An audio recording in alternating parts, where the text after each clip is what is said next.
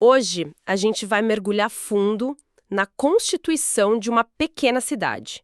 Quer dizer, não uma cidade de verdade, mas um condomínio com 704 apartamentos lá em Campo Grande, no Mato Grosso do Sul. Nossa, 704? Exato.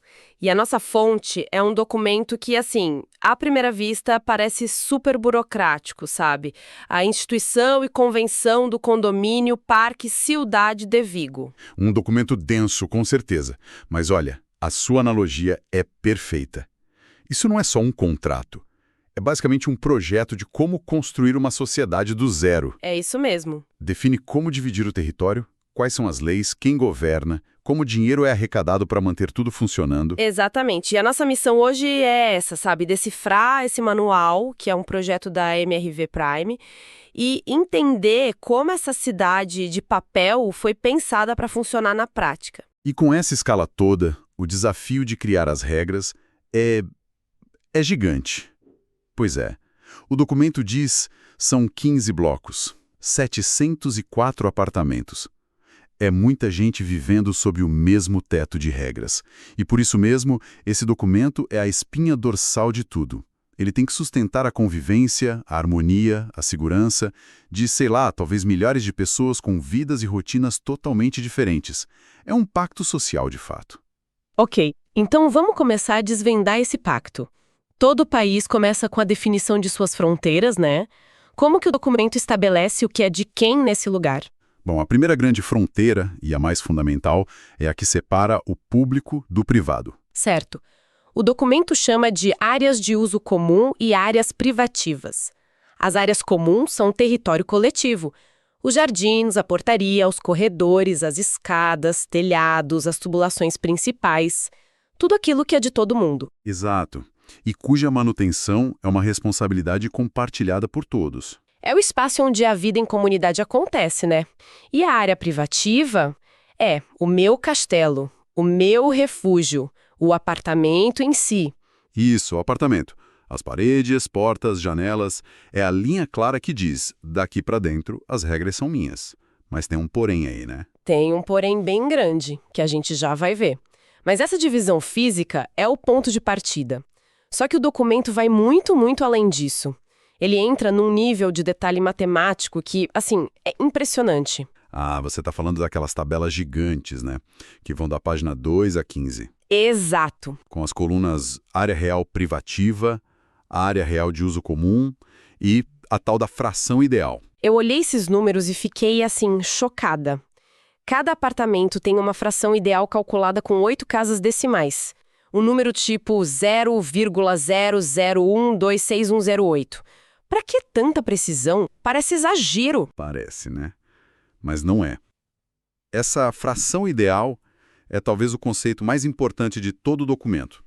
É como se fosse o DNA da propriedade ali dentro. O DNA. Sim, ela representa a porcentagem exata que cada apartamento possui do terreno total e de todas as áreas comuns. E esse número minúsculo é a base para praticamente tudo o que importa, tanto financeiramente quanto politicamente no condomínio. Como assim? Um número com 8 casas decimais afeta a minha vida no dia a dia? Totalmente. É a partir dessa fração que se calcula com justiça o valor da taxa de condomínio. Quem tem um apartamento maior, com a fração maior, possui uma fatia maior do todo e, portanto, contribui com mais. Ah, entendi. E não só isso, em muitas decisões importantes, o peso do seu voto na Assembleia pode ser proporcional a essa mesma fração. Essa precisão toda não é exagero. É a garantia de que a divisão de custos e de poder seja a mais justa possível. É a matemática tentando evitar brigas, sabe? É a matemática garantindo a proporcionalidade. Faz sentido. Mas o que pega mesmo no dia a dia são as regras de convivência, né? A lista do pode e não pode. Sem dúvida. É o que eu chamo de o código de leis da nossa minicidade. É onde o pacto social se torna concreto.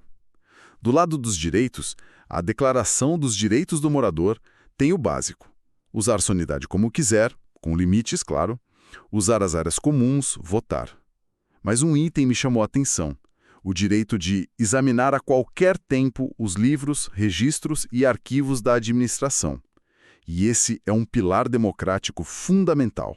É a cláusula da transparência. Exato. Ela garante que qualquer cidadão dessa cidade possa auditar o governo.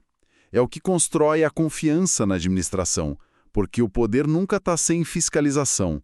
É um mecanismo de freios e contrapesos muito importante. Agora, vamos pro outro lado da moeda. Os deveres. É aqui que o debate geralmente esquenta. É a lista de não faça isso. Exato. E tem umas regras bem específicas, como respeitar o horário de silêncio das 10 da noite às 8 da manhã. Que é o básico da boa vizinhança, o direito ao sossego. Claro. Mas tem outras que vão mais fundo na vida privada. Por exemplo, é proibido pendurar roupas, tapetes ou qualquer objeto nas janelas ou em lugares visíveis das áreas comuns. Ah, a regra que acaba com o sonho daquela toalha de time secando na janela no domingo de jogo. Exatamente. O amor pelo time para na soleira da janela. Nem a forma. Até as mudanças têm regras rígidas, só de segunda a sexta em horário comercial. Mas eu achei uma proibição que me deixou perplexa. Proibido ter coisas no apartamento que pesem mais de 150 quilos por metro quadrado. Ah, essa. Quer dizer que eu preciso pesar a minha estante de livros? Como alguém fiscaliza isso?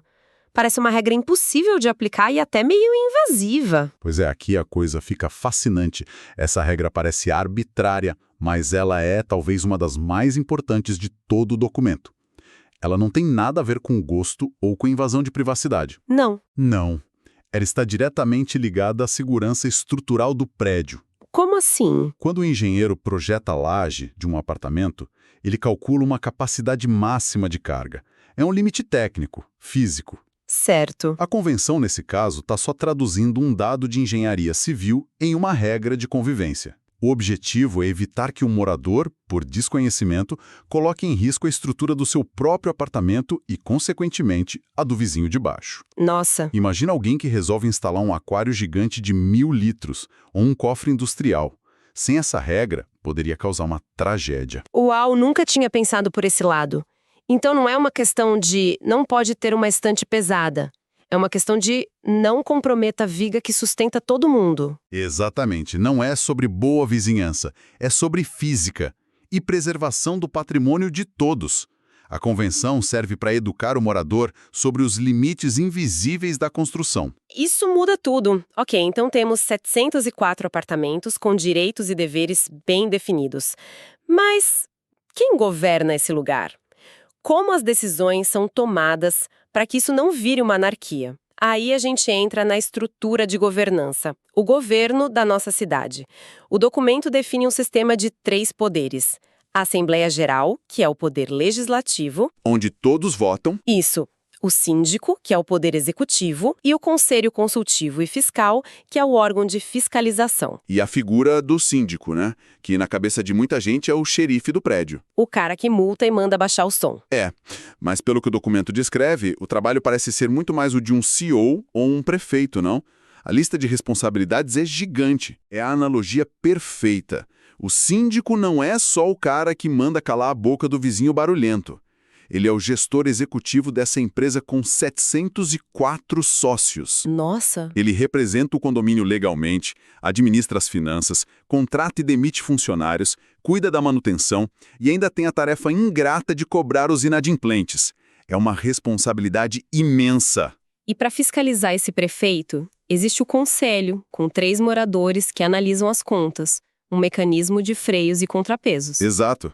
Mas o poder máximo, então, está na Assembleia Geral. Onde todos os moradores podem votar. Sim, a Assembleia é o órgão soberano. Mas o que é brilhante no documento é como ele define o peso necessário para cada decisão. Não é um sistema de a maioria sempre vence, sabe? É verdade, eu vi isso. Existem quórums diferentes para assuntos diferentes. Exato. Para decisões do dia a dia, a maioria dos presentes resolve. Mas para destituir o síndico, o buraco é mais embaixo. Precisa da maioria absoluta de todos os condôminos, e não só dos que apareceram na reunião. Isso. E para alterar essa própria convenção que a gente está lendo, o número sobe para 2/3 de todo mundo. Uhum. O que isso revela é uma desconfiança saudável no poder da maioria. É a constituição daquele pequeno país dizendo, calma lá, a maioria de hoje não pode decidir tudo. Entendi. Para mudar as leis fundamentais ou alterar a estrutura do prédio, você precisa de um consenso quase absoluto. É uma proteção para as minorias e para o futuro do patrimônio de todos. É uma proteção contra a tirania da maioria. Faz todo sentido. E, bom, como toda governança, ela precisa de combustível, dinheiro. Como essa máquina toda é financiada? Aí entramos no orçamento. Todas as despesas para manter o condomínio funcionando são somadas e rateadas entre os moradores, gerando a famosa taxa de condomínio. Que é calculada com base naquela fração ideal com 8 casas decimais do começo? Bingo! Agora tudo se conecta. Nossa, é verdade. E o documento não alivia para quem atrasa, não. A regra é clara sobre a inadimplência, que é o câncer de qualquer condomínio. Atrasou, a conta já vem com multa de 2%, mais juros de mora de 1% ao mês. E eles calculam pró rata por dia de atraso. Por dia. Cada dia conta. O recado é claro, a inadimplência de um não pode e não vai sobrecarregar todos os outros. E o condomínio pode e deve entrar na justiça para cobrar. É o coletivo se protegendo. Mas encontrei uma regra bem particular sobre as coberturas duplex. Elas pagam um acréscimo de 30% nas taxas comuns. Isso é justo? É uma questão que sempre gera debate, mas a lógica por trás é, de novo, a da proporcionalidade. Geralmente uma cobertura tem uma área maior, às vezes um terraço exclusivo, e se argumenta que ela usufrui de forma diferenciada da estrutura do prédio. Da vista, da exclusividade. Isso, e por isso deve contribuir mais.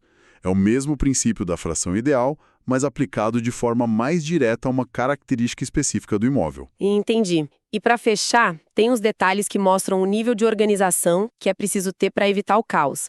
As vagas de garagem, por exemplo.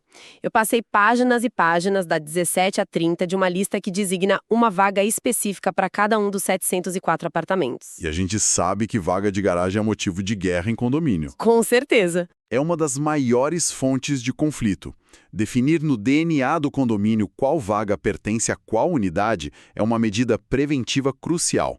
É tirar a subjetividade da equação. E o planejamento aqui foi além, prevendo vagas para visitantes e para pessoas com necessidades especiais.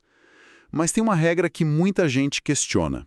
É proibida a venda ou o aluguel da vaga para pessoas de fora do condomínio. Ah, sim. Do ponto de vista do proprietário, isso parece estranho. A vaga não é minha? Por que não posso alugar para quem eu quiser e ganhar um dinheiro extra? Porque a vaga legalmente é considerada um acessório da unidade principal. E a proibição existe por uma razão muito forte: segurança. Segurança? Sim. Se fosse permitido alugar ou vender vagas para estranhos, o condomínio se transformaria num estacionamento rotativo. Você teria um fluxo constante de pessoas desconhecidas circulando livremente pelas áreas comuns, com acesso a todos os blocos. Nossa, seria um pesadelo. Um pesadelo para a segurança de todos os moradores. Mais uma vez, o direito coletivo à segurança se sobrepõe ao direito individual de propriedade. Ok, faz sentido. E se, mesmo com todas essas regras, a briga acontecer? Aí o artigo 39 traz uma solução que eu considero muito inteligente e moderna. Ele estabelece uma Câmara de Arbitragem, a Câminas, como o foro para resolver conflitos. Ah, que interessante! Ou seja, em vez de levar a disputa para a justiça comum, que pode ser lenta, desgastante, eles optam por um tribunal privado especializado em mediação. É uma escolha que busca agilidade. Busca conciliação em vez do confronto. É como ter um sistema judiciário próprio e mais eficiente. Impressionante! Exatamente. Então, a gente passou pela divisão de terras, pelas leis, pelo governo, pelas finanças. É incrível como um documento tão formal é, na verdade, um retrato da complexidade que é viver em comunidade. Exatamente isso. A grande lição para mim é que a vida em condomínio é um exercício constante de negociação entre a nossa liberdade individual e as necessidades do coletivo. Cada regra, da fração ideal, a proibição de pendurar roupas na janela, é o resultado dessa negociação. É um equilíbrio delicado. Muito delicado. E a convenção é a ferramenta que formaliza esse equilíbrio, para que centenas de famílias possam coexistir em paz e segurança. E isso nos deixa com um último pensamento. Ao analisar um documento tão detalhado, que vai da fração ideal de um terreno até a proibição de pendurar roupas na janela, fica a pergunta: essa microgestão da vida cotidiana é o preço inevitável para a harmonia em uma comunidade tão grande? Ou, em algum ponto, o excesso de regras pode acabar sufocando o senso de lar e a própria liberdade individual? Onde está o ponto de equilíbrio?